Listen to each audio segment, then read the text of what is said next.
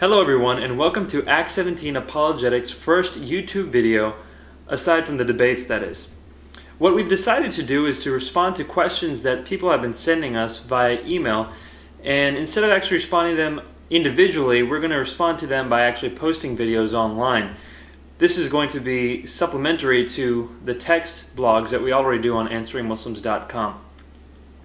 So recently I had a debate with Osama Abdullah on the question of, is the Quran miraculous? In that debate I brought up the concept of scientific miracles. What most Muslims argue when they use the argument from scientific miracles is that the Quran is so miraculous in its scientific statements that it must have been from God, for no man from the 7th century could have known these things. Well, I have to investigate these claims, and the first thing I look at is statements which do not seem to be miraculously accurate, in fact seem to be inaccurate and miraculous only in the sense that someone would actually believe it. In the Quran, chapter 86, verses 6 through 7, we have the statement about sperm coming from a man's backbone and ribs. The statement reads, and I'll read the Arabic first, خُلِقَ مِمَّا إِن دَافِقٍ يَخْرُجُ مِن بَيْنِ الصُّلْبِ وَالتَّرَائِبِ. And the translation of this from Shakir is, he is created from water pouring forth, coming from between the back and the ribs.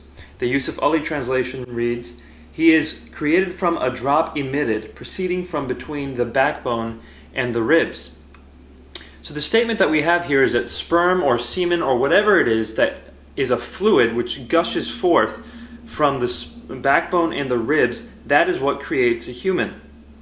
My response is there's absolutely nothing that gushes forth from between the backbones and the ribs that creates the human. At least not in any direct sense. If you're going to have any sort of response to this which justifies these verses of the Quran, you have to do some crazy textual acrobatics in order to make it work, thereby ignoring the clear statement of the Quran.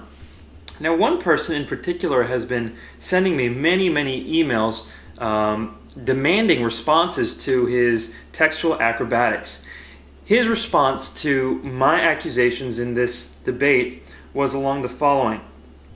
He says, Tara'ib is plural and Tariba is singular. Tara'ib is feminine and has to be understood to mean the rib area. And he also says that Sulb is masculine and can mean loins or backbone / spinal column.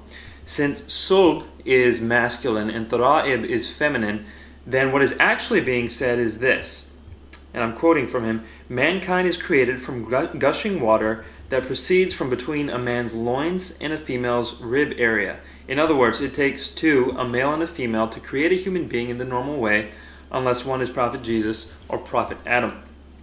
That is the definition provided by this person who has been emailing me.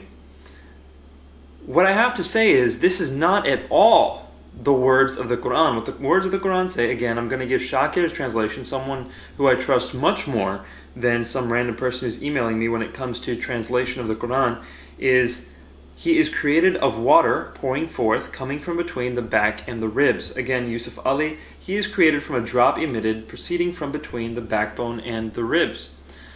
So the translation speaks for itself. When people have to do these acrobatics and say, well, this word is masculine and this word is feminine, therefore it means that babies come from a man and a woman, number one, I'd have to say that all you're doing is trying to make something which does not say what you want it to say into something which is an obvious statement, not a scientifically miraculous statement, in order to somewhat defend the Quran.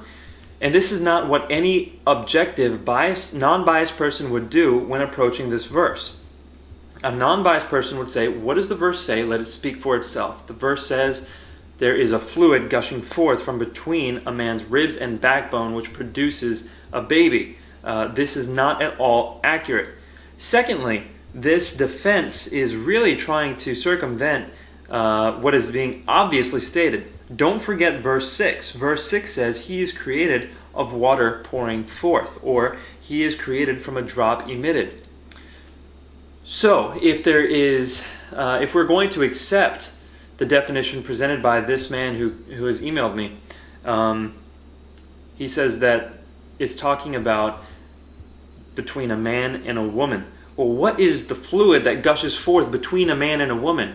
There is no fluid that automatically springs forth between a man and a woman. The fluid that springs forth is within an individual person. And that fluid, again, would fit according to the obvious translation that it is within a man's ribs and backbones. And this is just a scientifically inaccurate statement.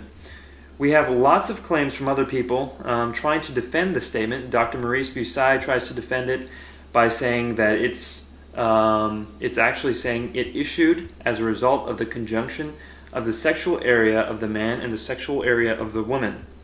Dr. Zakir Naik tries to defend it by saying that in the embryonic stages, the reproductive organs of the male and female, i.e. the testicles and the ovaries, begin their descent near the kidney between the spinal column and the 11th and 12th ribs. And therefore, it's the embryonic stage that God is talking about in the Quran. Jamal Badawi says that there is a fluid gushing and poured forth, which refers to the aorta. And the aorta, of course, supplies the testes and the ovaries, and therefore that is what God is talking about. All these different attempts to defend what the Quran is saying really ignores the wording of the Quran. It tries to do some acrobatics in order to defend what the Quran is saying. I have to emphasize the fact that if you are going to do this with verses in the Quran, you could defend just about anything. You could defend, for example, the statement from an ancient Greek philosopher that everything is made out of water by saying, oh, well, hydrogen and oxygen are the main components of water, and since hydrogen is a proton and an electron, and everything is made out of protons and electrons, then this statement is correct. This is called acrobatics, or trying to defend something that really is not being stated. Eisegesis is another term for it, when you read something into the text that simply is not there. This is not something that we're supposed to do when we're reading a text. We're supposed to be honest. We're supposed to come forward and read what is actually being said and translate it appropriately. So, in summary, if the Quran is miraculous in its scientific statements, it needs to be miraculous in the scientific statements that are made very clearly, and not just in wild interpretations and fanciful reconstructions of the text. When the clear statements are read and they are assessed, they tend to be flawed over and over and over again. In this case, we've seen very clearly how we know they are flawed with sperm or semen coming forth from between the backbones and the ribs. We'll see in future installments that there are other verses of the Quran, when interpreted at face value, say things that are extremely scientifically inaccurate. Thank you very much for listening to this first YouTube video from Act 17 Apologetics. God bless you all.